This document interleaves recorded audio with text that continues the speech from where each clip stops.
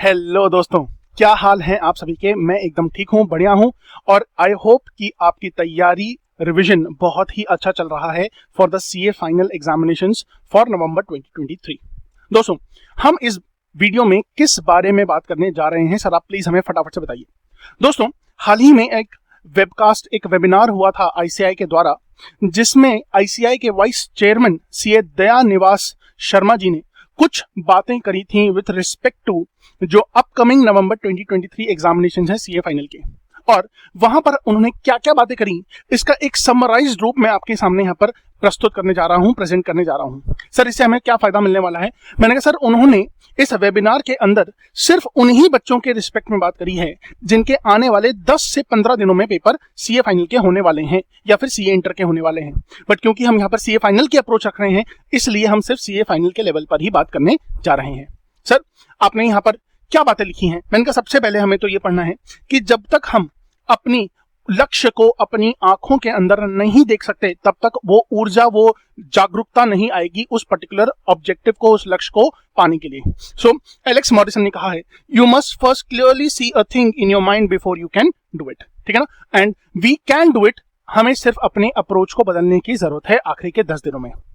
ठीक है ना। चलिए, मैन सर, जो आईसीआई का वेबकास्ट हुआ था उसका हेडिंग क्या था? उसका हेडिंग था प्लान, प्रिपेयर एंड परफॉर्म।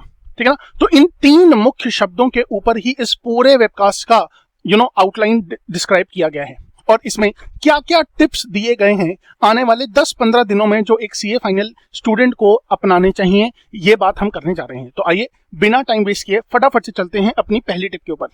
दोस्तों, सबसे पहली टिप में उन्होंने ये कहा कि जितने भी बड़े बड़े चैप्टर्स हैं जिनको रिवाइज कर रहे हैं, प्रिपेयर कर रहे हैं, उनको हमें सबसे छोटे छोटे यूनिट्स में बांटना चाहिए और प्रिपरेशन और रिवीजन इसी तरह करनी चाहिए। So we should break the big chapters into small small sections. ठीक है ना। इससे होता क्या है कि स्मॉल सेक्शंस को जल्दी कवर अप भी कर पाएंगे और उस पर कॉन्फिडेंस लेवल भी ज्यादा अच्छे से बेहतर निकल कर आएगा। ठीक है ना। चलिए सर, टिप नंबर 2 ये है कि हमें अब अपने लास्ट के 10-15 दिनों में अपने वीक एरियाज या लेस प्रिपेयर्ड चैप्टर्स के ऊपर ज्यादा प्रायोरिटाइज और फोकस करना चाहिए। सर, इसका मतलब यह है कि अगर मान लीजिए 10 चैप्टर में से आपके कोई 2 ऐसे चैप्टर हैं जो आपने कम प्रिपेयर किए हैं या आपको लग रहा है कि सर ये कम प्रिपेयर्ड चैप्टर्स हैं, तो आखिरी के 10 दिनों में आपको उन पे सबसे ज्यादा जोर डालना चाहिए, क्योंकि एग्जाम अब एकदम नियर है और आपको ज्यादा रिटेंशन महसूस होगा इन चैप्टर्स को करने के ऊपर। ठीक है ना। चलिए सर, पॉइंट नंबर 3 जो है वो ये है कि हमें हमेशा अपने 10 दिन में, जो आखिरी के 10 दिन में, अपने आप को टेस्ट करना चाहिए। सर, कैसे टेस्ट करें? मैंने कहा एक ही चैप्टर के सारे क्वेश्चंस एक साथ करने की जरूरत नहीं है।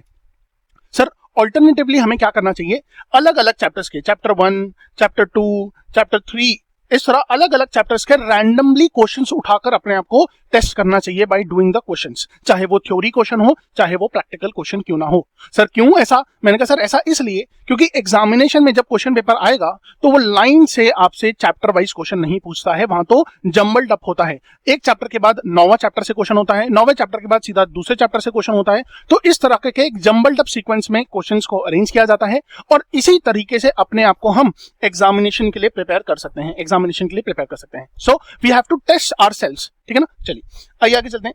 सर, 4th टिप ये है कि आखिरी के 10 दिनों में हमें जो पोर्शन कवर करना है वो तो हमें पता ही है, वो हमने अपना एक प्लान बना ही रखा होगा, बट उसमें जो अरेंजमेंट होना चाहिए, जो वेटेज होना चाहिए, वो थ्योरी पे 20% होना चाहिए और प्रैक्टिकल पे 80% होना चाहिए। और जब हम प्रैक्टिकल क्वेश्चंस को प्रैक्टिस कर रहे हैं तो आखिरी के इन 10 दिनों में हमें कैलकुलेशन के ऊपर और उसी के साथ साथ प्रेजेंटेशन के ऊपर भी फोकस करना है।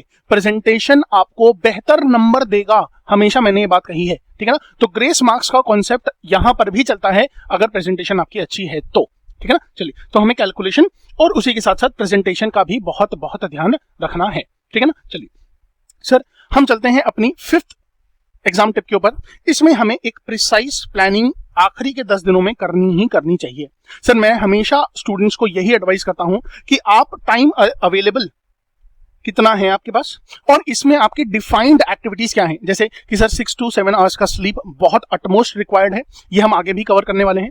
इसके बाद मैंने कहा सर, हमें अपने लिए एक घंटा या 45 मिनट्स तो रखना ही रखना चाहिए फॉर स्ट्रेस मैनेजमेंट, क्योंकि इस फेज में स्टूडेंट्स को सबसे ज्यादा हाई लेवल का स्ट्रेस होता है और उसको मैनेज करने के लिए अपने आप के लिए टाइम आपको रखना ही रखना पड़ेगा। तो हमारे पास 24 घंटे हैं, 24 घंटे में से हमें सोना कितना है, हमारे पास अपने सेल्फ टाइम कितना हमने एलोकेट किया है, उसके बाद जितना भी टाइम बचा है उसमें प्लानिंग करनी बहुत जरूरी है, प्लानिंग करनी बहुत जरूरी है और एक रूटीन, सेट रूटीन को फॉलो करना बहुत जरूरी है। ऐसा बिल्कुल नहीं करना चाहिए कि आज आप सुबह जल्दी उठे हैं और आज रात में आप देर तक पढ़ रहे हैं और कल फिर आप अपने आप को बाद में लेट उठाएं, ठीक है ना। तो ऐसा बिल्कुल नहीं करना है, एक सेट रूटीन फॉलो करिए।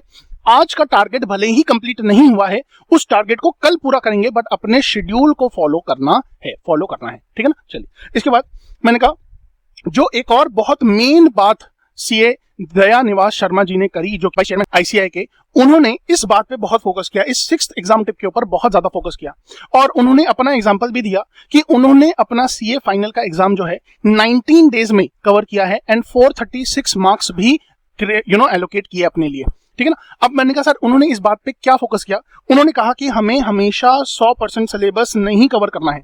सर ये उन लोगों के लिए स्पेसिफिकली पॉइंट है जिनका सिलेबस पार्शियली कवर हो चुका है। अब बच्चे इन 10 दिनों में हाइपर होने लगते हैं, अपने आप को स्ट्रेस में लाने लगते हैं कि मेरा सिलेबस कंप्लीट नहीं है, मेरा सिलेबस कंप्लीट नहीं है। तो इस चीजों से परेशान नहीं होना है, इन चीजों से परेशान बिल्कुल भी नहीं होना है दोस्तों।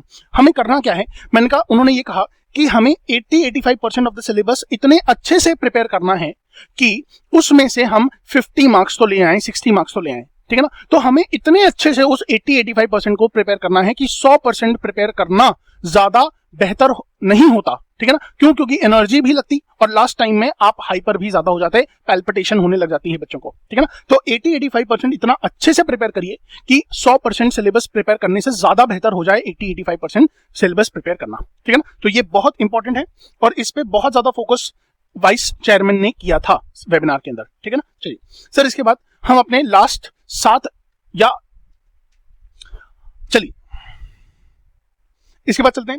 मैंने सर 7th टिप में हमें क्या बातें करनी है, मैंने दोस्तों 7th टिप में हमें ये देखना है कि इन 10 दिनों में हमें अपने न्यूट्रिशन और स्लीप के ऊपर बहुत फोकस रखना है, ठीक है ना। हमें अपनी स्लीप को डिस्टर्ब नहीं करना है और ये पॉइंट हमारा ऊपर वाले 5th पॉइंट से भी कोरिलेट करता है, दैट इज हमें अपने एक शेड्यूल को फॉलो करना ही करना है, ठीक है ना। अपने शेड्यूल से इधर उधर नहीं जाना है, जो आपने शेड्यूल बनाया है अपने हिसाब से अपनी बॉडी को समझते हुए उसी को फॉलो करते रहना है, ठीक है ना। तो न्यूट्रिशन, खाने पीने के ऊपर बहुत ज्यादा ध्यान देना है। सर अब इन 10 दिनों में अवॉइड करिए कि बाहर का खाना ना खाएं, ठीक है ना। जंक फूड का जो प्रोपोर्शन है, अगर आपको अपने को एंजॉयमेंट के लिए एक बार थोड़ा सा जंक फूड खाना भी है तो खाना मना ही नहीं है, बट उसके प्रोपोर्शन का ध्यान रखना है, उसके प्रोपोर्शन का बिल्कुल ध्यान रखना है, ठीक है ना। ऊपर से स्ट्रेस मैनेजमेंट, अब स्ट्रेस मैनेजमेंट के लिए बहुत सारी टेक्निक्स आपको मिल जाएंगी, जैसे कि योगा भी एक बहुत सक्सेसफुल स्ट्रेस मैनेजमेंट टेक्निक है, मेडिटेशन हो गया, ठीक है ना, लिसनिंग टू म्यूजिक हो गया, अपने घर परिवार के साथ बैठ के बात करना, अपनी जो घबराहट है, अपने अंदर के जो फीलिंग्स हैं उनको एक्सप्रेस करने से भी स्ट्रेस रिलीज आउट होता है, जो कि ये बच्चे नहीं करते हैं, ठीक है ना। और ये एक बहुत बड़ा कारण बन जाता है बॉडी के अंदर जो एनर्जी लेवल है उसको डाउन करने में। स्ट्रेस आपकी पूरी बॉडी की एनर्जी को डाउन कर देता है। सर कई दफा मेरे पास बच्चे ऐसे भी आए हैं जिन्होंने बोला कि सर हम सुबह उठते हैं बहुत फ्रेश और 3-4 घंटे पढ़ने के बाद ही हमें एकदम डाउन फील होने लगता है, सोने की जरूरत लगने लगती है, नींद आ रही होती है, क्या करें।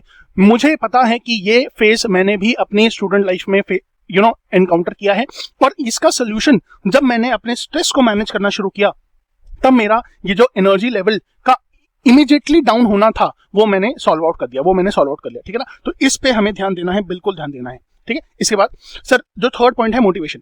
सर अपने आप को मोटिवेट करना ये आपकी सेल्फ रिस्पॉन्सिबिलिटी है ना। जैसे कि एंटिटी को फाइनेंशियल स्टेटमेंट्स बनाना एंटिटी की ही रिस्पॉन्सिबिलिटी है, ऑडिटर की रिस्पॉन्सिबिलिटी नहीं होती। सिमिलरली अपने आप को मोटिवेट रखना आपकी जिम्मेदारी है। आपको उस एक चीज को पकड़ के जरूर से चलना है जिसकी वजह से आप अपने मार्कशीट में पास देखना चाहते हैं, ठीक है ना, 800 में से 400 से ज्यादा नंबर देखना चाहते हैं, या 400 में से 200 नंबर से ज्यादा देखना चाहते हैं, ठीक है ना, तो उस पर्टिकुलर चीज को पकड़ के चलना है। सर हो सकता है कि आपको अपने सोसाइटी में सीए का टैग लगते हुए देखना है। अपने पेरेंट्स को प्राउड करने से ज्यादा बड़ा कोई मोटिवेशन हो ही नहीं सकता है। सर इसके बाद हो सकता है कि आप चाहें कि अपने आपको एक बहुत अच्छी कंपनी में प्लेस देखना चाहते हैं, तो anything can be a motivation for you in these 10 days. उस 10 डेज में आपको अपने मोटिवेशन को अपने आप को रिकॉल करवाते रहना है, अपने आप को फिर से ध्यान दिलाते रहना है कि मैं ये सब क्यों कर रहा हूं।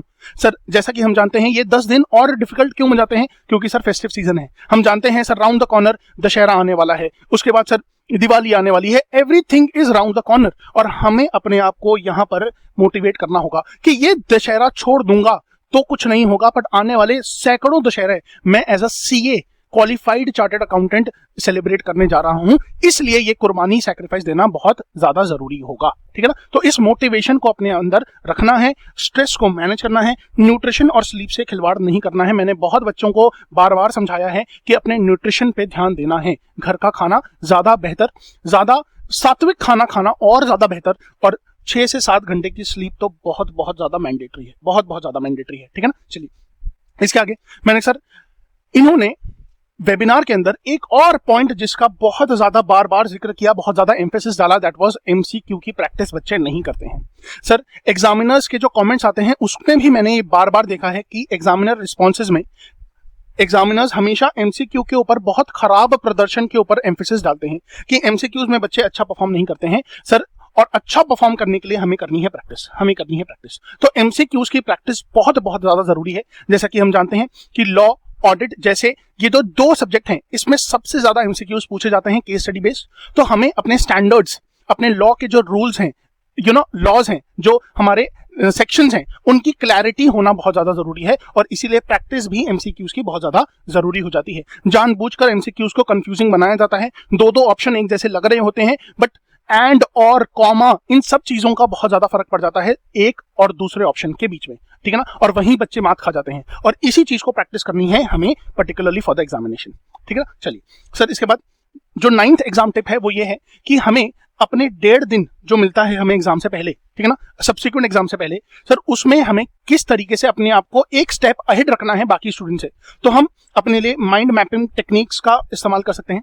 हम अपने सेल्फ प्रिपेयर्ड नोट्स को बार बार पढ़ के उसमें जो इंपॉर्टेंट चीजें हैं उसको हाईलाइट कर सकते हैं, सो दैट 1.5 दिन में हमें सिर्फ वो हाईलाइटेड एरिया पढ़ना है, बाकी सारी बातें तो हमें ऑलरेडी पढ़ी हुई हैं।